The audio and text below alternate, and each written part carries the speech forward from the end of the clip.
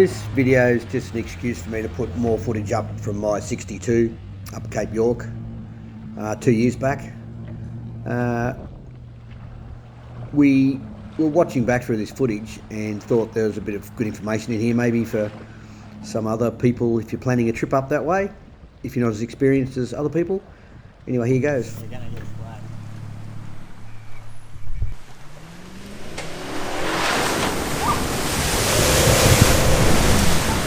Holy shit.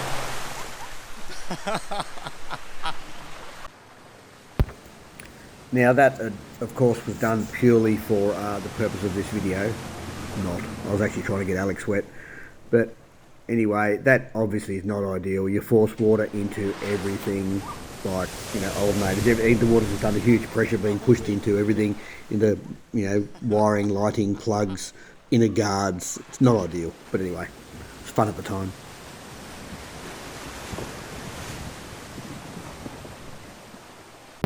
Now, I had to make note of this one. It's not often you see Alex bogged, so it's well worth putting it on two different videos. Basically here, no one's radioed back to say, hey, this is soft, or he didn't hear it. I think he stopped to let the missus out and didn't put it in four-wheel drive, and it was soggy sand, as you can see. So there was no big dramas. Pedro backed up, put him out backwards first. He had another go at it, and then he got bogged on the other side of the creek because we also didn't tell him that we all went to the left, not straight through the middle. Anyway, all was good. Just make sure you know your recovery points, and obviously this is a snatch strap job, so this is pretty basic. So, on to the next dilemma. This one's just dropping down into the Pasco River on the French line, on the Frenchman's track. So, this is actually quite a gnarly hill down, and what you have to remember is that if you get down there and the Pasco's too deep, which quite often it is, and it flows fairly fast if it's too early in the season, it's really hard to turn around and get back up or to reverse up. So it's well worth getting out and having a walk. Everyone says always walk it first. Well, let's just walk down to the creek first to see what it looks like, because it'd be a bugger to have to turn around there or reverse up. But anyway, having said that, on the day we were fine.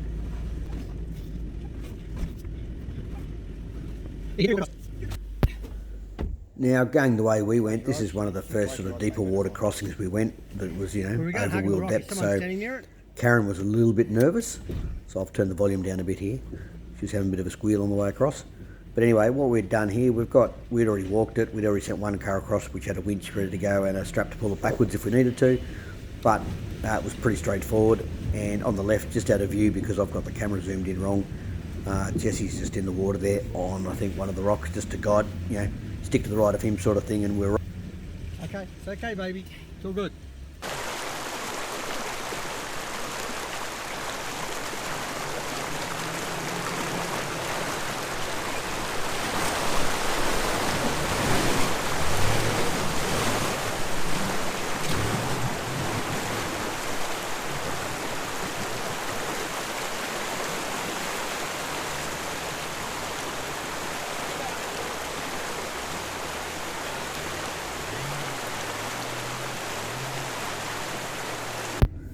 Now this little one sneaks up on you, but this is just a little deep dugout little bit, and it was more that it was narrow than deep, sorry, it was just muddy.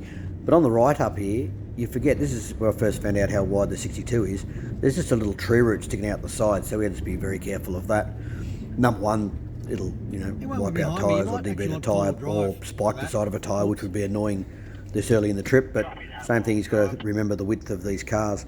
We had walked that one and stuck a stick in it, it was all good. Excuse me leaving the handbrake on here for too long, but anyway, I took off with the handbrake on. That's the beep. Anyway, this one you gotta be careful. You look at it and you go, oh yeah, heaps of cars been through here. And this is where I really realised the width of the 62. When I dropped in here, both my front wheels were hard up against the bank. So I dare say now a few 62s with P40, positive offset 40, positive offset 20 mil wheels have been through there now. But this is what it did. You can actually see on that photo where it's taken the paint off the rim. It did it on both sides.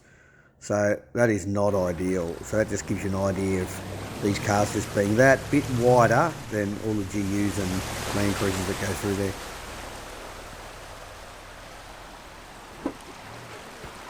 And also always be ready for that little dip there where it goes deeper all of a sudden, because all those rivers have the deep channel through the middle.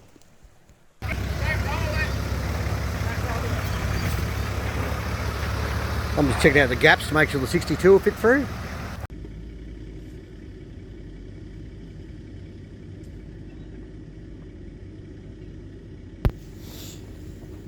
So we lined this up and measured it, and as I said, we had the GU through first, and I'm about 50mm wider than the GU, so a bit more actually, but 50mm on the side wider than the GU. So we knew it fitted, but as you can see, we just come down in here, and it's a really tight fit. So as you can see, this snorkel, I'll show you the other angle in a minute, but the snorkel is than the wheel, hard up on the bank on the left. Come around this way and have a look. Yeah, so looking down the side of the car, the Safari snorkel actually sticks out quite a way, and those marks on there will be the scuff marks from that entry into Palm Creek. So that was our width issue. Like, it wasn't actually the wheel track. In that case, it was actually the bank hitting the snorkel. But as I say, it's a big snorkel. In fact, you can fit 7 stubbies on there, I think we worked out. It's anyway, it was still my choice of snorkel.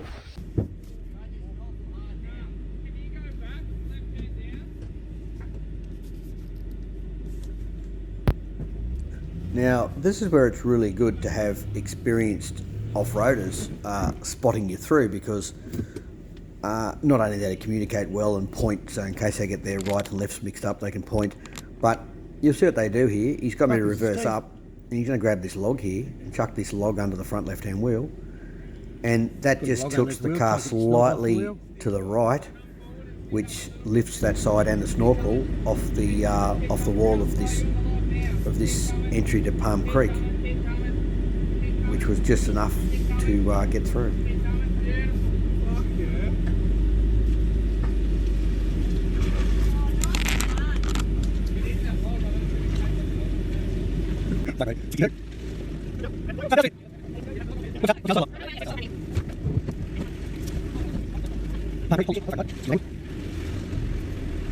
Chris, you're gonna need it. Fold your mirrors in. And you're not lined up to start with. Go back and shuffle over. Move over. Go back a little bit. You're gonna come this way. This is not gonna happen. It's gonna. Is it going to just push the panels in and stuff? I reckon. Big breast, Karen. It's all good. Oh, just don't look. You'll hear what's happening. Jesus, that's why. We've got this over big curve. We've got the narrow curve.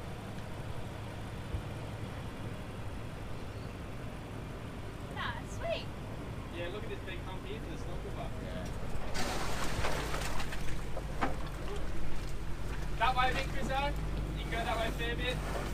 You're on your snorkel hard now. Can you go back, left hand down?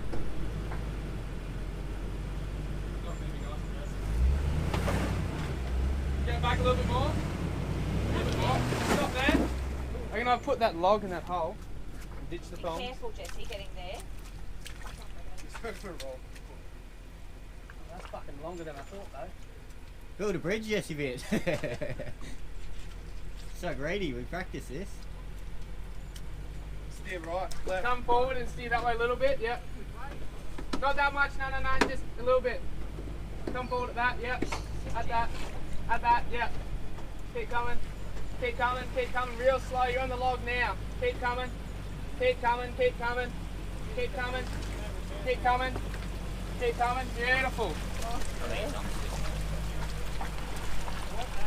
Oh, nicely done. We needed that log, I thought it was going to cave that snorkel in, eh? Yeah. Sorry, AB. Sorry, hooked. Good job. Going jandals back just a bit. Yeah, leave them up there, I guess. Yeah, the log was all it needed. Yeah. Go, What's the Chriso. other side like? Like I haven't rutted gone out yet, so flex you have to holes. stop behind me. We have the sliders. I like I didn't want to hit snorkel, we just kept driving. Like, it was good.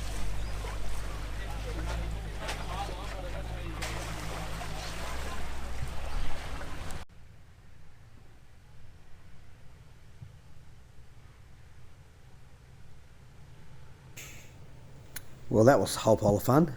And here's out the other side of Palm Creek. This bit, everyone told us, was pretty tricky, and it was a bit wet, but there was actually no real dramas. All our crew got up there. I think one of the Navaras had a few little dramas, but all pretty good. So you can see the value of good pointers, so it's worth either teaching the person with you how to point and communicate with you from outside the car, or having two ways or whatever, just to guide you through tricky bits if you're going to do them.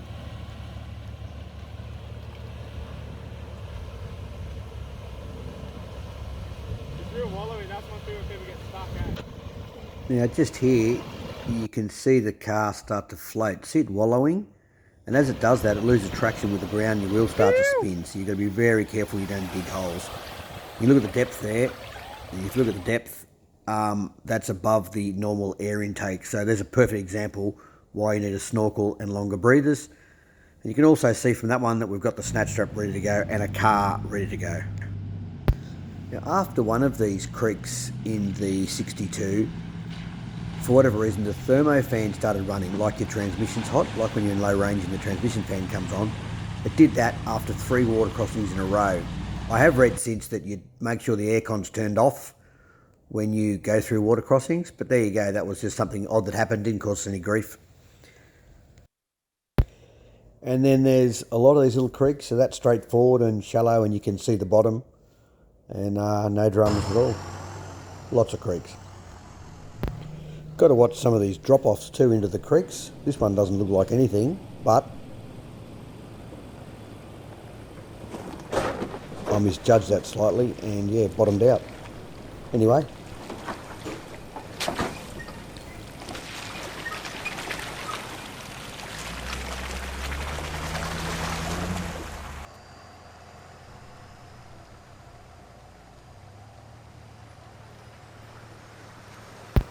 It's good to get to know the underneath of your car and have a look where everything is, because on these, the sump sits down in a bit of a bugger of a spot, and it's probably the lowest point in that area. So you want to make sure it doesn't line up with any rocks that you're dodging as you go across these creeks. You know, we walked all of these creeks because some of them just had drop-offs, some of them might have a rock underneath, some would have holes, and one in particular has like big holes in the rocks, and they're just the right size for your wheels to fall in. So you still walk them all. And this is just me being silly. I didn't have to go this way, but because Barra Jim did, I thought I might as well follow him. And as it is, it just slipped sideways at this edge and just dented my door. Righto, so this is the one and only gunshot. Now, this is Jimbo going down in the Barra GU. And both the boys who tried it went down, no worries at all, it wasn't real hard. But we measured the 62 up, and it physically didn't fit. These guys, the wheels were just touching the outside edges, and I'm, 75 odd mil wider, so I literally would have, I dare say, started bending suspension components. In fact, when I talked to the mechanic up the top at Bamaga Auto, and he said he had a Y62 in that had gone through a gunshot and actually jammed and bent all the arms. So that's why you double check the width of your car. Not ideal. So yep, didn't do gunshot, but this next one's the gunshot bypass.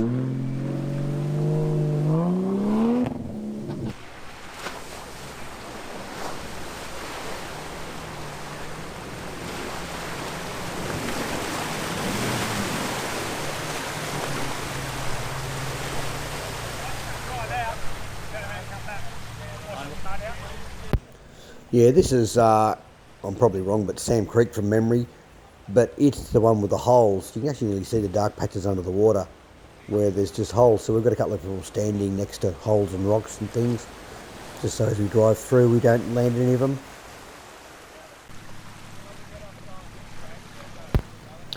Basically, you'd be mad not to go up there without a snorkel, and of course as soon as you know you have the necessity for a snorkel, you also know you need to lengthen all your breathers. So that's the front and rear diff breathers and the transfer case and the auto transmission breather all should be lengthened.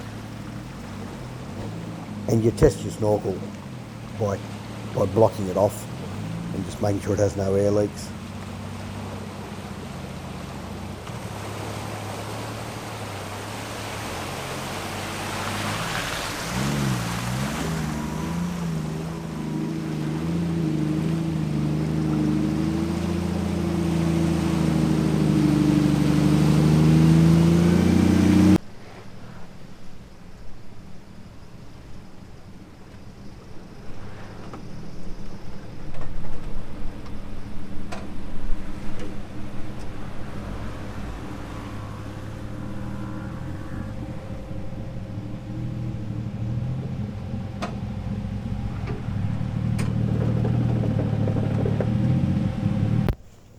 We talk about the recovery points, which we'll see in use in a minute, but yeah, you need good recovery points front and rear, because if you're the car in front, obviously you've got to tow someone else out.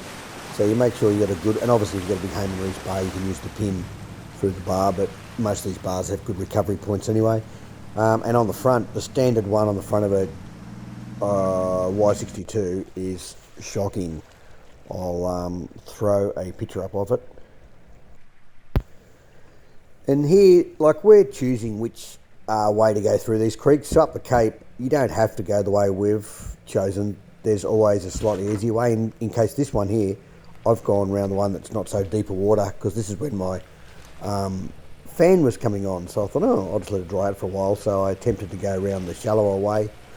But there's usually a few ways to cross these creeks, so there's definitely no dramas. I'd go up there in a stock standard Y62 with a snorkel, and lengthened breathers would not bother me at all.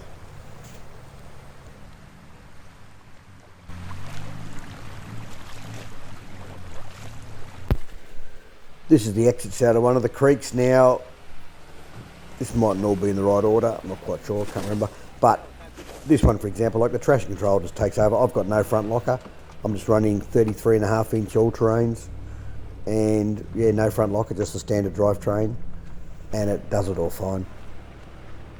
Good truck.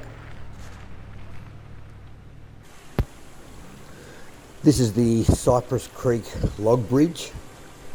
You always get a guide across this, because ideally you put your wheels on the big logs that are across it.